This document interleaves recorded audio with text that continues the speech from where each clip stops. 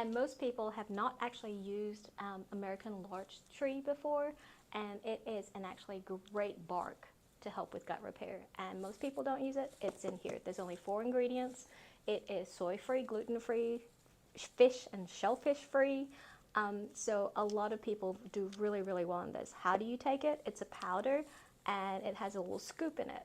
The best way to take it, I tell people, is to get half a glass of water, put your little scoop in, stir it up, and drink it. For a lot of people, it just tastes like a licorice candy juice. So the starting dosage for this, if you actually are having active tummy problems, is 2 doses a day. So one in the morning and one in the evening.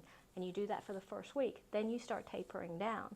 And when you taper down, you start going to once a day. Then you go to every other day. And then you go to as needed. One of the things I really want to point out in supplementation is this is not forever. You're not supposed to take a supplement for an extended period of time. Supplements are exactly that. It is a supplement. It is in addition to what you're eating and how you're living and what you're doing. So if you are having tummy troubles, give this a try, and I can almost guarantee you will feel great after 2 weeks.